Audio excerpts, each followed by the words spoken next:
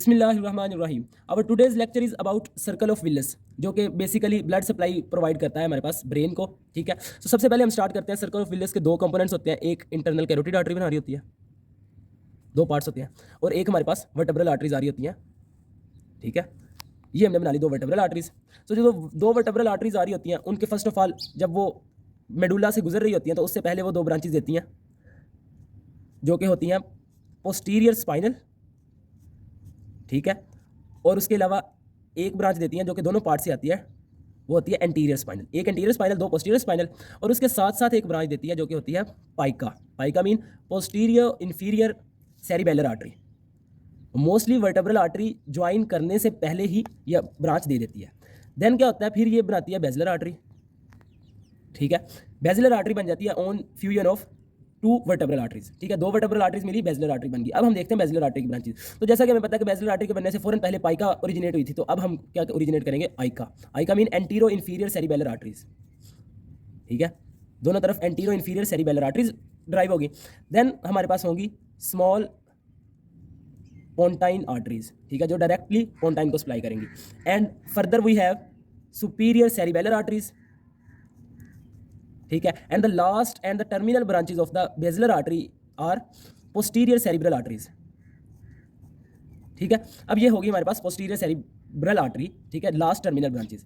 अब हम देखते हैं, ये हो गया हमारे पास वर्टेब्रल पार्ट। अब हम देखते हैं इंटरनल कैरोटिड आर्टरीज कौन कौन सी ब्रांच देती हैं। तो इंटरनल कैरोटिड आर्टरीज ब्रेन के रिलेटिव तीन ब्रांचेस देती हैं। एक होगी मिडल सेरिब्रल आर्टरी, एक होती है एंटीरियर सेरिब्रल आर्टरी, ये एंटीरियर सेरिब्रल है, ये मिडल सेरिब्रल है, और एक होती है पोस्टीरियर कम्युनिकेटिंग, ये होगी पोस्टीरियर कम्युनिकेटिंग।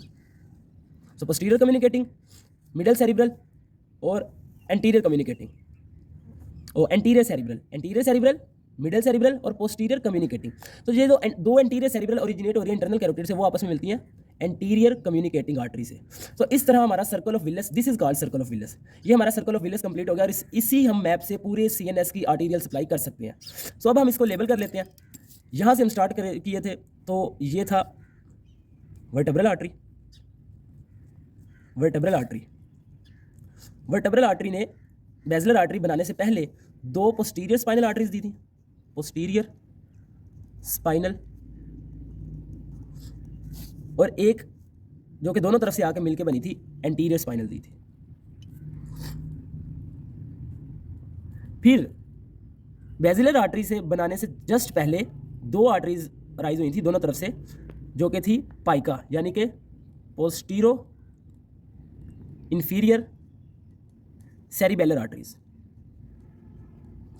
ठीक है, और जैसे ही बेजलर आर्टरी बनी थी, ये बेजलर आर्टरी बन गई।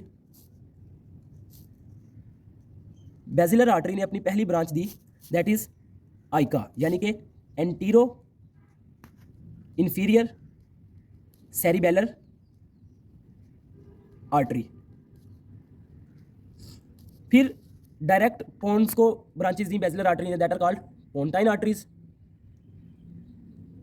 और सेकंड लास्ट जो ब्रांच थी बेजलर आर्टरी की, वो थी superior cerebellar artery, this one. और ये जो लास्ट टर्मिनल दो ब्रांचेस थी वो थी पोस्टीरियर सेरिब्रल। ये सेरिब्रल कॉर्टेक्स को सप्लाई करेंगे, इसलिए पोस्टीरियर सेरिब्रल। और ये जो तीन ब्रांचेस हैं अब इंटरनल कैरोटिड से आई हैं। सो हम पहले इंटरनल कैरोटिड लिख लेते हैं, इंटरनल कैरोटिड आर्टरी। उसकी जो तीन ब्रांचेस हैं वो लिख लेते हैं। ये थी पोस्टीरियर कम्युनिकेटिंग, जो कि कम्युनिकेट कर रही थी with posterior cerebral artery, posterior communicating artery. फिर थी एक मिडल सेरिब्रल आर्टरी,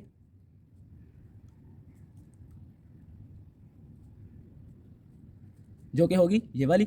और फिर थी लास्ट वन जो कि ब्रांच थी इंटरनल कैरोटिड की, वो थी एंटीरियर सेरिब्रल आर्टरी। और दो एंटीरियर सेरिब्रल आर्टरीज को ज्वाइन जो कर रही थी आर्टरी, वो थी एंटीरियर कम्युनिकेटिंग आर्टरी। सो अब हम क्विक रिव्यू कर लेते हैं, थोड़ी सी जो चीज़ें रह गई हैं वो देख लेते हैं। दो वर्टेब्रल आर्टरीज आई मिलने से, बेसिलर आर्टरी बनाने से पहले उन्होंने दो पोस्टीरियर स्पाइनल दी, एक एंटीरियर स्पाइनल बनाई और दो पोस्टीरो इन्फीरियर सेरिबेलर आर्टरीज दोनों तरफ दी, ठीक है। फिर बेसिलर आर्टरी बना दी, बेसिलर आर्टरी ने सबसे पहले एंटीरो इन्फीरियर सेरिबेलर आर्टरी दी, फिर पोन्टाइन की ब्रांचेस दी डायरेक्ट, और फिर सुपीरियर सेरिबेलर आर्टरी दी, और लास्ट पे टर्मिनेट होगी पोस्टीरियर सेरिबेलर आर्टरीज देके। फिर हमारे पास आते हैं इंटरनल कैरोटिड आर्टरी स्कल में, वो देती है 3 ब्रांचेस ब्रेन को, वो होती है middle cerebral, anterior cerebral and the posterior communicating, ठीक है। और आगे पोस्टीरियर कम्युनिकेट करती है पोस्टीरियर सेरिब्रल से, और एंटीरियर सेरिब्रल आपस में कम्युनिकेट करते हैं एंटीरियर कम्युनिकेटिंग से।